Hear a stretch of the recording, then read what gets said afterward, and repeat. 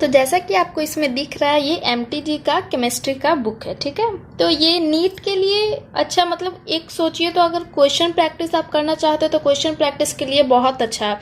और जैसा कि आप जानते हैं कि क्वेश्चन प्रैक्टिस करने से उतना ही आपका जितना कॉन्सेप्ट क्लियर होगा, उतना क्वेश्चन जो भी आप अटेम्प्ट कीजिएगा वो आसानी से बन जाएगा।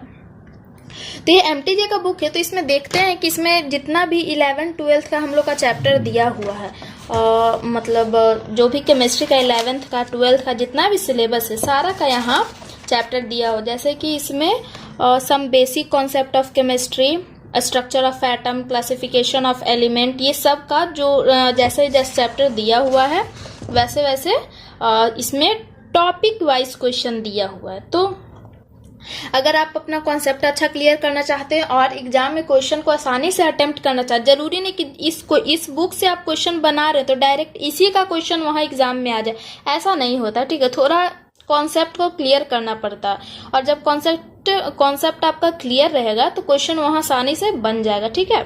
तो 11th का हम फर्स्ट चैप्टर का देखते हैं, जो हमारा ये इसमें सबसे पहले दिया सॉल्व, जो नीट 2020 में आया था क्वेश्चन, ठीक है। तो उसका कुछ इसमें क्वेश्चन दे दिया, 11th-12th दोनों का दिया, जो 2020 में आया था सॉल्यूशन के साथ दे दिया। अब क्लास 11th स्टार्ट हुआ यहाँ से। तो जैसा कि आप इसमें देख रहे हैं some basic concept of chemistry, तो इसमें क्या किया कि पहले एक शॉर्ट नोट्स टाइप दे दिया। जब शॉर्ट नोट्स दे दिया तो जब आप पूरा फुल लेंथ में पूरा जब इस चैप्टर को कवर किए हुए हैं तो यहाँ शॉर्ट नोट्स पढ़िएगा तो पूरा अच्छा से क्रिस्टल क्लियर हो जाएगा आपका शॉर्ट नोट्स से, ठीक है। तो ये शॉर्ट नोट्स पढ़िए। उसके बाद फिर जैसे कि प्रॉब्लम बहुत, ये सब चेंज करने में बहुत ज्यादा प्रॉब्लम होता है, नैनोमीटर से मीटर में, ये सब फिजिकल केमिस्ट्री में, फिजिक्स में, ये सब को बहुत प्रॉब्लम होता है, इसलिए ये सब को तो याद ही रखना है, ठीक है। अगर आपको ऐसा कुछ चाहिए तो आप हमें कमेंट करके बताइएगा, हम आपको वो प्रोवाइड कर देंगे, ठीक है। तो इसमें यहाँ पूरा दिया हुआ शॉर्ट नोट्स टाइप आपको दे दिया। उसके बाद फिर एक माइंड मैप भी दिया है, जितना भी इसमें कवर हुआ टॉपिक सबका एक छोटा सा नोट्स बना के जितना भी फॉर्मूला यूज में आया है सबको दे दिया है, ठीक है। उसके बाद फिर यहाँ से आपका टॉपिक वाइज क्वेश्चन स्टार्ट हुआ, जो आपको यहाँ दिख रहा है। तो जो यहाँ टॉपिक वाइज क्वेश्चन स्टार्ट किया है, इसमें जैसे कि जो जनरल इंट्रोडक्शन, हर चैप्टर में सबसे पहले इंट्रोडक्शन दिया हुआ रहता है, तो इसका जो इंट्रोडक्शन है वो है। उस इंट्रोडक्शन के बाद लॉ ऑफ केमिकल कॉम्बिनेशन जो टॉपिक है हमारा, some basic concept of chemistry में। उसके बाद फिर जो उसमें होगा लॉ ऑफ मास प्रोपोर्शन, जितना भी वो सब रिलेटेड टॉपिक है सारा इसमें, Dalton's theory, mole concept and molar masses, ये सब एटॉमिक एंड मॉलिक्यूलर मासेज, ये सब जो है वो दिया हुआ है इसमें, ठीक है। तो आप अपने कॉन्सेप्ट और फिजिकल केमिस्ट्री क्या है, फिजिकल केमिस्ट्री में आपको कॉन्सेप्ट क्लियर होना चाहिए कि कैसा क्वेश्चन है और उसमें किस तरीके से हमको फॉर्मूला यूज करना है, कहाँ पर कौन सा फॉर्मूला यूज करना है, ये सब आपको होना चाहिए पूरे तरीके से क्लियर, ठीक है। तभी आप जाके फिजिकल केमिस्ट्री का क्वेश्चन बना पाइएगा। इनऑर्गेनिक में तो एनसीईआरटी को रट जाना है, फुल्ली पूरा एनसीईआरटी रट जाइए, इनऑर्गेनिक आपका कंप्लीट हो जाएगा। अगर आपको इनऑर्गेनिक का और नोट्स भी चाहिए, पूरा प्योर एनसीईआरटी बेस्ड नोट्स चाहिए, तो आप मेरा टेलीग्राम चैनल ज्वाइन कर सकते हैं, मैं आपको वहां प्रोवाइड कर दूंगी। और जैसा कि आपको दिख रहा है, और ये सम बेसिक कॉन्सेप्ट में ये सब स्टोइकियोमेट्री सब तो बहुत इंपॉर्टेंट टॉपिक होते हैं, ये सब से क्वेश्चन बहुत ज्यादा आता है, इसलिए ये सब टॉपिक का कॉन्सेप्ट एकदम क्लियर करके रखिए।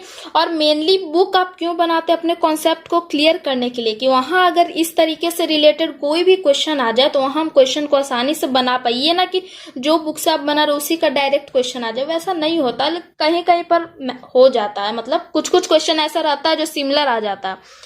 PYQ जरूर सॉल्व करना, उसके अलावा MTG सॉल्व करिए। किसी के पास अगर सिंगेज का बुक है तो और बढ़िया है। उसके बाद फिर इसका सॉल्यूशन भी आपको दिया हुआ रहता है, उससे आपको हेल्प थोड़ा मिल जाएगा बनाने में, जहां आपको नहीं समझ में आएगा। फिर स्ट्रक्चर ऑफ एटम है, तो वैसे ही सब चैप्टर का आपको क्वेश्चन टॉपिक वाइज प्रोवाइड किया हुआ। फिर ये जो सॉलिड स्टेट है, क्लास 12th का फर्स्ट चैप्टर का सॉलिड स्टेट है, तो उसमें भी यहाँ पर वैसे ही शॉर्ट नोट्स दिया हुआ है। शॉर्ट नोट्स ये वाला जो आप देख रहे हैं, जो होता है क्यूबिक, जो क्रिस्टल सिस्टम होता है, क्यूबिक, टेट्रागोनल, ऑर्थोरोम्बिक, ये सब आप एकदम याद करके जाइएगा, क्योंकि ये सबसे हर साल क्वेश्चन आता है, ठीक है।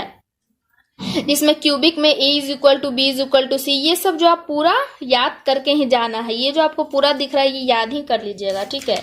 उसके बाद फिर जो फॉर्मूला वगैरह थोड़ा है वो सब भी आपको याद करना है, ठीक है। उसके बाद ये भी शॉर्ट नोट्स टाइप में आपको दिया है। उसके बाद फिर यहाँ माइंड मैप दिया है।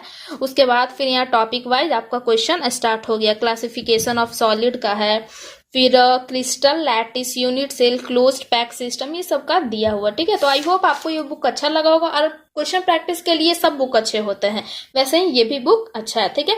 और अगर कोई भी प्रॉब्लम आपको हो तो आप कमेंट करके पूछ सकते हैं, या फिर मेरा टेलीग्राम चैनल ज्वाइन कर लीजिए, मैं आपको वहां पे हेल्प कर दूंगी, ठीक है। Thank you.